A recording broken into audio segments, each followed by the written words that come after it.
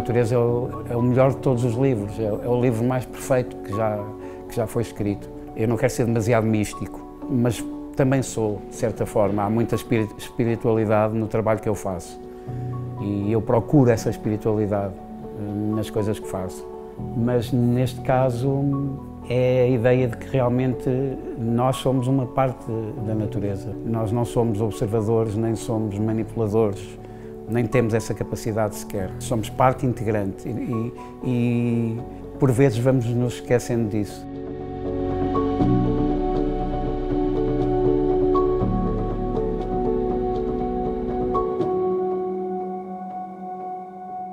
A origem disso tudo é o prazer muito grande que eu tenho em conviver com a natureza e em fazer caminhadas na natureza. Fazer disso uma prática constante, não só por uma questão de saúde física, também de saúde mental.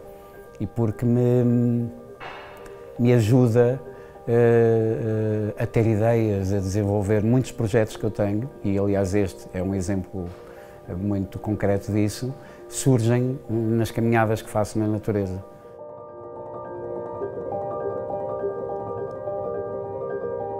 Ao longo dessas caminhadas, primeiro de uma forma instintiva, comecei a recolher plantas, flores, um ou outro objeto, quase como se fosse um ritual de me prender àquele objeto, ou àquela flor, ou àquela planta e querer levar aquilo comigo. Depois comecei a perceber que se calhar era interessante fotografar aqueles elementos, criar um pequeno estúdio em casa. Quando comecei a fotografar os primeiros, começo a perceber assim, eu se calhar ando aqui à procura de traduzir mensagens com isto, de encontrar os aspectos, se calhar, antropomórficos da natureza, que nos fazem lembrar as formas humanas, ou zoomórficos, que nos fazem lembrar animais, algumas coisas que estão ligadas à sexualidade. Há duas ou três flores que, quase num sentido óbvio, te remetem para a sexualidade, feminina e masculina, para os órgãos genitais, e para o facto de na natureza não haver tabu, não haver dogma. A natureza expõe toda a sua sexualidade, expõe tudo. E desde sempre que é um desafio para fotógrafos, para pintores, para escritores. Se tu quiseres encontrar formas de arte surrealista, ou de arte cubista, ou dos movimentos abstratos, seja do que for, essas formas existem na natureza.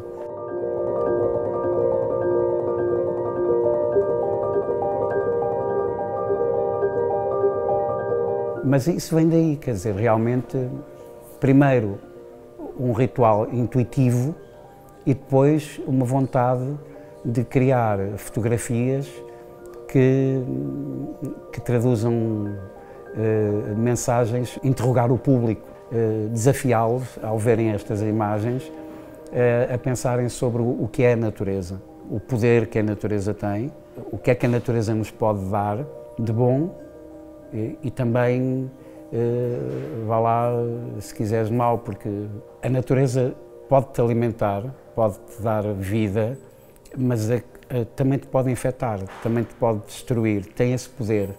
E nós às vezes esquecemos disso, nós somos uma parte integrante da natureza. Qualquer ilusão que nós humanos possamos ter de que somos controladores da natureza é errada, é falsa. Um furacão, um tsunami destrói a obra do maior arquiteto do mundo em frações de segundo. E uma das intenções desta exposição, deste lápis da natureza também, é fazer as pessoas refletirem sobre isso. A natureza é soberana.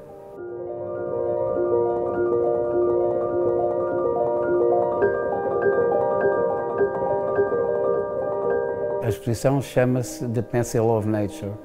Foi assim uma ousadia grande da minha parte, a ter-me apropriado do nome de uma obra maior que existe na história da fotografia, que é o título de uma obra do William Henry Fox Talbot. Foi o primeiro livro que incluiu fotografia, sempre segui o trabalho dele, porque a importância dele na história da fotografia é enorme. O Talbot é o primeiro fotógrafo que cria o negativo positivo na fotografia, ou seja, a capacidade de reprodução de uma imagem.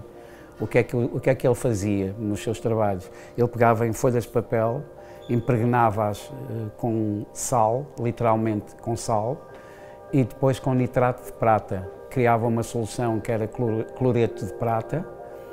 Depois percebeu que isso fazia com que o papel ficasse fotossensível. E então o que é que ele fazia? Recolhia coisas na natureza e com esse papel sensibilizado dessa forma, colocava, imagina, uma flor, uma folha por cima e percebeu que, expondo-a à luz solar, essa imagem ficava no papel e isso criava um negativo. Depois tinha um outro papel também sensibilizado, sem nada, e ele, através de contacto, criava a fotografia, um positivo. E ele chamava a esse tipo de fotografias que ele fazia, de desenhos fotogénicos. Porquê chamar The Pencil of Nature, o lápis da natureza? Porque ele dizia que era a própria natureza que se estava a desenhar a ela própria.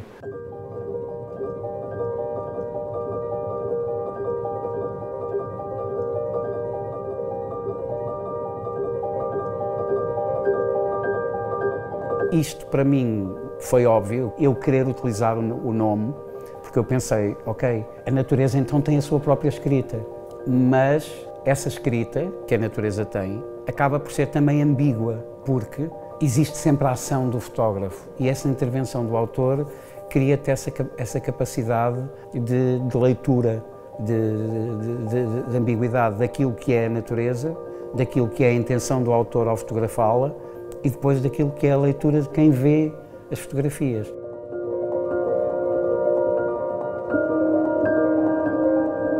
Se observarmos com atenção, encontramos quase todas as respostas da natureza. Independentemente da religiosidade que cada um de nós possa ter, não há entidade, para mim, mais espiritual ou mais divina do que a natureza.